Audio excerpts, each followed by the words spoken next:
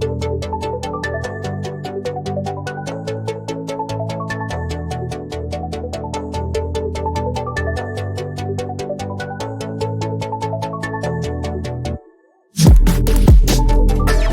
mein Name ist Naming vom Coaster Magazin Rideout. Wir sind heute im Wunderland Kalka für euch unterwegs. Was dieser Park mit Pommes, Dutzenden Hotels, aber auch einem alten Atomkraftwerk zu tun hat, das erfahrt ihr jetzt bei uns. Auf dem ca. 19 Hektar großen Gelände des Wunderlands Kalkas bekommen die Besucher ein Gesamtpaket, welches sie so schnell kein zweites Mal finden. Insgesamt 6 Hotelgebäude mit ungefähr 1000 Betten, 3 Restaurants, 7 Bars, Messe- und Kongresshallen in allen Größen sowie der Familienfreizeitpark Kernis Familienpark sind auf der Fläche des ehemaligen Atomkraftwerks zu finden. Wir haben uns mit dem Geschäftsführer getroffen und mit ihm ein wenig über das Wunderland gesprochen. Mein Name ist Hans Glodobink und ich bin Geschäftsführer vom Kernwasser Wunderland Freizeitpark GmbH. Wir sind hier in Kalka, im Freizeitpark vom Wunderland Kalka eigentlich. Kalka am Niederrhein, sehr schöne Ecke vom Niederrhein, wo wir hier sind.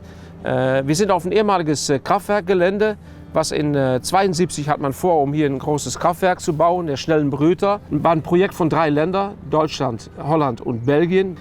Der Bau sollte dauern bis ungefähr 76 bis 78. Durch die verschiedenen Demonstrationen, die es gab, hat das etwas länger gedauert. Etwa eigentlich bis 86, bis dann die definitive Entscheidung kam, okay, das Kraftwerk geht nicht am Netz. Es hat damals 4 Milliarden Mark kosten sollte. Dass es länger gedauert hat, hat es insgesamt 8 Milliarden Mark gekostet, also 4 Milliarden Euro. Für diese 4 Milliarden Euro, habe ich mir erzählen lassen, kann man heutzutage eigentlich ein ganzes Dorf bauen. Und das alles steht eigentlich hier in dieser Fläche, wo wir jetzt sind. Hat man versucht, das ganze Gelände zu verkaufen. Bis in 96 oder Ende 95 war das ein holländischer Investor, der Herr van der Mos kam. Und der hat gesagt, hey, ich kann etwas damit, weil ich habe verschiedene Betriebe in Holland. Der van der Mos hat sich eigentlich eigen gemacht, um von alten Gebäuden, Krankenhausen, Kartoffelfabrik, all diese Sachen, um die umzubauen und geeignet zu machen für Gastronomie. Und sein Traum, seine Vision war, um hier ein Gebäude umzubauen und all seine Betriebe, die er in Holland hat, alles das zusammenzunehmen und hier auf eine Stelle zu machen. Und so hat er das in 96 gekauft und seit 96 sind wir auch eigentlich am Umbauen. Was haben wir gemacht? Wir haben, ich meinte, 2000 Bäume und Pflanzen hingesetzt und dass es mehr grün wird in Zukunft. Und das sieht man heutzutage auch.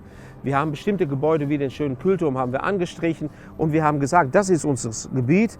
Wie stellen wir Fahrgeschäfte hin, sodass schöne Straßen entstehen, sodass Leute Platz haben, um zu laufen. So haben wir eigentlich das Gebäude oder den ganzen Area eingeteilt mit Fahrgeschäfte und mit Gastronomie-Sachen. Aber wichtig darin, die Gebäude, die da waren, die benutzen wir. Und die haben wir auch alle benutzt. Das sind jetzt Restaurants, das sind jetzt Hotels, das sind Gebäude, wo jetzt Spielgeschäfte drin sind. Auch oben auf dem Kühlturm sieht man das, wo da den Disco ist und wo das Riesenrad steht. Die Gebäude werden benutzt und das Gelände wird benutzt.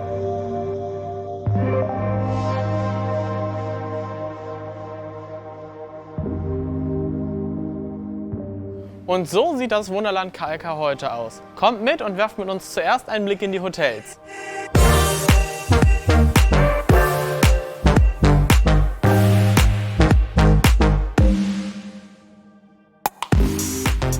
Sechs Hotels, 435 Zimmer und rund 1000 Betten bietet der Hotelkomplex. Hier gibt es die Auswahl zwischen dem Hotel Plaza, Kernis Hotel, dem Familienhotel, Hotel Charlotte, Hotel Barbara und dem Hotel Rosalie. Kleiner Funfact am Rande, die letzten 3 Hotels wurden nach den Töchtern von Henry van der Moos benannt. 430 Mitarbeiter kümmern sich hierbei um einen perfekten Aufenthalt im Erholungszentrum direkt am Rhein. Die Zimmer sind alle mit einem Fernseher, einem Telefon sowie einem eigenen WC und einer Dusche ausgestattet. Für den Hunger gibt es im Wunderland Kalka natürlich auch die richtigen Anlaufstellen. 1225 Plätze in 3 Restaurants verteilt bieten dabei ausreichend Platz für die hungrigen Gäste. Im 1000 Platz starken Buffet-Restaurant findet wirklich jeder etwas für seinen Geschmack. Egal ob Frühstück oder eine Suppe zwischendurch. Hier verhungert keiner. Mittags haben die Gäste die Möglichkeit, kalte und warme Speisen im Lokal zu essen. Abends können die Besucher dann ein Dinnermenü genießen, welches sie vorher nach Lust und Laune zusammengestellt haben. Leckere Steaks können die Besucher im Steakhouse zu günstigen Preisen erwerben. Ungefähr 125 Plätze bieten dabei Platz für viele hungrige Steakliebhaber. Burger, die gibt es hier auch. Im Grand Café kann man sich seinen eigenen Burger nach Lust und Laune zusammenstellen. Kaffee und Kuchen, die gibt es natürlich auch. Für 7 € kann man eine Stunde Kaffee und Kuchen essen, für Kinder bis 12 Jahre 4,50 €. Zusätzlich zum Hotel- und Restaurantbetrieb finden durstige Besucher in der Kneipenstraße definitiv die richtige Location, um einen stimmungsvollen Abend ausklingen zu lassen. In insgesamt 7 verschiedenen Bars können die Besucher von der typischen Hotelbar über den Weinkeller bis hin zum Western Saloon die unterschiedlichsten Drinks testen. Das Tanzbein können die Besucher natürlich auch in der richtigen Location schwingen. Für alle sportlich Aktiven finden sich hier auf dem Gelände des Wunderland Kalkars natürlich auch die richtigen Anlaufstellen. Bowling, Kegeln oder Minigolf. Hier ist Spaß und Ehrgeiz vorprogrammiert. Für alle Volleyball-, Basketball- oder Fußballfans finden sich hier natürlich auch die richtigen Plätze.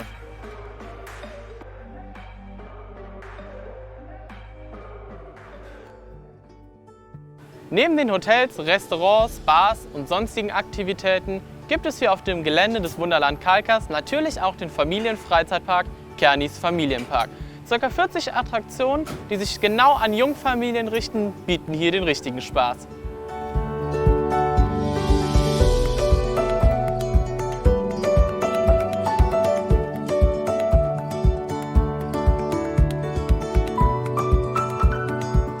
Es gibt einen Ballenbak, es gibt Hüpfkissen, aber es gibt auch eine Kartbahn. Es gibt auch Go-Karts fahren, es gibt auch Balloons, Ballonrace, es gibt Riesenräder, es gibt Achterbahn, es gibt eine Wasserbahn.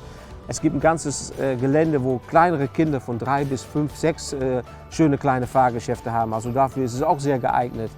Es gibt natürlich unseren Vertical Swing in den Kühlturm, echt ein Highlight. Es gibt Jungle Town, es gibt Atlantis. Es gibt insgesamt, glaube ich, 40 Sachen, wo Kinder mitspielen können oder inspielen können. Und es gibt natürlich unsere tolle Beachbar zum Beispiel hier. Die meisten der rund 40 Attraktionen des Familienparks stammen aus dem Hause Zamperla. Hier wurde beim Bau des Parks eine Kooperation geschlossen, um möglichst viele Fahrgeschäfte nach Kalkar zu holen. Einen wirklichen Klassiker können die Besucher im Pirat erleben. Ein großes, detailreiches Piratenschiff schwingt ihr hin und her und bereitet das weit beliebte Schiffschaukelgefühl mit ordentlich Airtime. Eine andere Attraktion mit dem Thema Wasser ist der Huskondor Atlantis. Die 2015 eröffnete Attraktion kann bereits ab einer Körpergröße von 1,30 Meter gefahren werden. Mit viel Action geht's weiter. In der Attraktion Teacup werden die Besucher wild hin und her geschleudert. Für alle, für die die große Variante noch zu viel ist, geht es in Mini-Teacups gemächlicher zu. Einzigartig ist auch das Museum zum ehemaligen Atomkraftwerk auf dem Gelände. Im Brüter-Museum erfahren die Besucher alle Informationen rund um das Werk. Seinen Gedanken freien Lauf lassen können die Gäste von Kernis Familienpark in Disco. In dieser Attraktion ist Fahrspaß vorprogrammiert. Mit einer atemberaubenden Aussicht geht es hier auf einer U-förmigen Schiene hin und her. Definitiv noch wilder geht es bei der Achterbahn herum. In dem als zugestalteten Wagen rast die Achterbahn vorbei an der Wildwasserbahn. Der Powered Coaster von Zamperla fährt mehrere Runden und ist eine Achterbahn für die komplette Familie. Für den Hunger zwischendurch gibt es natürlich auch in Kernis Familienpark die perfekten Anlaufstellen. Das Ganze passiert hier durch ein All-Inclusive-Food-Konzept. Ja, das All-Inclusive-Konzept ist eigentlich, dass man geht an die Kasse, man zahlt einen bestimmten Betrag als Eintrittskarte. Man zahlt den Betrag und anschließend hat man alles All-Inclusive. Inklusive die Fahrgeschäfte natürlich, aber auch inklusive Eis, Pommes, Erfrischungsgetränke, Kaffee, Kakao und bestimmte Säfte hat man All-Inclusive. Normal gesprochen darf man das selber zapfen und man darf selber seinen Pommes zusammenstellen. Wenn du sagst, ich möchte 5 Pommes essen, isst man 5 Pommes. Wenn man sagt, mit 2 bin ich schon zufrieden, dann kriegt man 2. Wir wollen nicht zu viel Arbeit haben, es muss schnell gehen, es muss durchgehend sein, weil wir auch einen sehr attraktiven Preis bieten wollen natürlich für die Gäste. Haben gesagt, wie können wir das am besten machen? Wenig Personalskosten, keine Kontrollen von Geldströmen, keine Kontrollen von Vorrat. Nee, alles ist sowieso inklusiv, also das war schon etwas.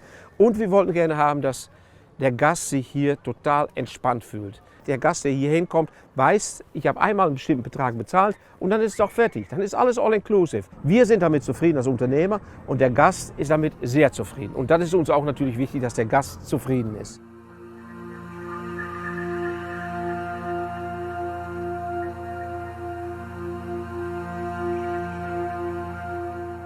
Bei all diesen tollen Angeboten im Wunderland Kalkar haben wir uns gefragt, ob wirklich für alle Freude aufkommt.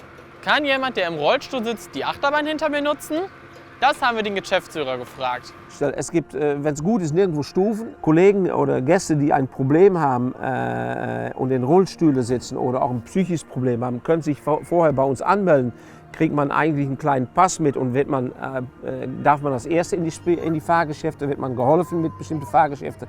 Leider gibt es auch bestimmte Fahrgeschäfte, wo man, wenn man eine bestimmte Behinderungen hat, also nur am Rollstuhl sitzt, kann man die nicht benutzen. Leider ist das so. Zum Beispiel zum Dach oben haben wir einen Fahrstuhl gebaut, aber wenn ich ganz ehrlich bin, wenn man zum Beispiel sagt, ja, ich habe einen Rollstuhl und möchte gerne im Vertical Swing, ja, da ist wieder kein Aufzug, also da haben wir wohl ein Problem. Das sind hier und da ein paar kleine Probleme, aber ich denke im Allgemeinen, dass wir das relativ gut gelöst haben durch alle Stufen, weil es natürlich nicht etwas Neues, was gebaut ist. Es war ein bestehendes Gebäude, war eine bestehende Straße und die haben wir alle angepasst und geeignet gemacht für barrierefrei. Der Behinderte bezahlt voll und sein Begleiter kriegt die Hälfte vom Preis. Wenn wir sagen, wir wollen da auch nicht, wird schnell gesprochen über Diskrimination oder was, und dann sagen wir, okay, dann bezahlt er voll, aber meistens sind da Begleiter dabei und die zahlen dann die Hälfte vom Preis. Haben Sie vor, die Barrierefreiheit im Park weiter auszubauen? Ja, das muss. Das ist sowieso, das ist ein Muss. Wir sehen alles, was sich da heutzutage ändert in unserer Gesellschaft. Aber wie ihr hören könnt, ich bin Holländer, wir sind da schon eigentlich ganz frei drin und ganz locker gehen wir damit um. Also jeder ist herzlich willkommen und das ist ein Punkt, wo wir deutlich weiter daran arbeiten können und was wir auch müssen. Aber eigentlich muss das überhaupt keine Diskussion mehr sein, dass man da noch Anpassungen machen muss, finde ich ehrlich gesagt. Unser Fazit zur Barrierefreiheit: Der Park achtet wirklich auf Barrierefreiheit. Wie ihr gerade im Interview gehört habt, werden einige Dinge noch umgebaut bzw. sind schon umgebaut. Also ein Besuch, zum Beispiel für Rollstuhlfahrer, lohnt sich auch im Wunderland Kalkar. Ein weiterer Geschäftsbereich des Wunderlands ist die Messe Kalkar. Hier bietet das Unternehmen Platz für die unterschiedlichsten Fach- und Endverbrauchermessen an.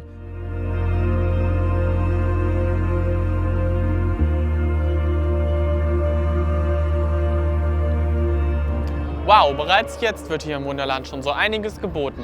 Wir haben uns noch einmal mit dem Geschäftsführer zusammengesetzt und gefragt, wie die Zukunft des Wunderlands aussieht. Zukunftspläne haben wir sehr viel. Wir wollen unsere Hotelzimmer weiter renovieren, wir müssen unser Restaurant weiter renovieren.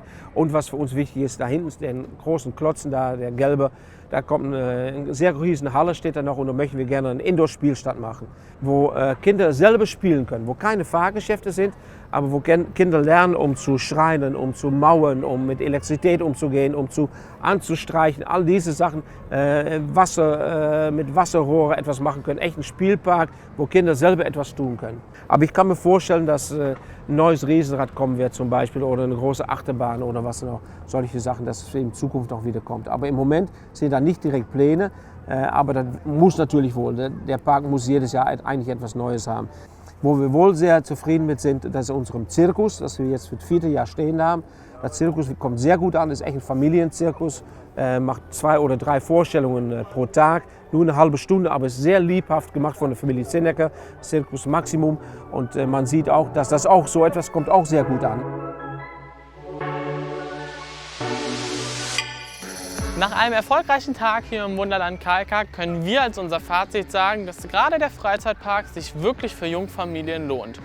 Zusammen mit dem All-Inclusive-Konzept bietet der Freizeitpark mit den Hotels ein Rundum-Paket.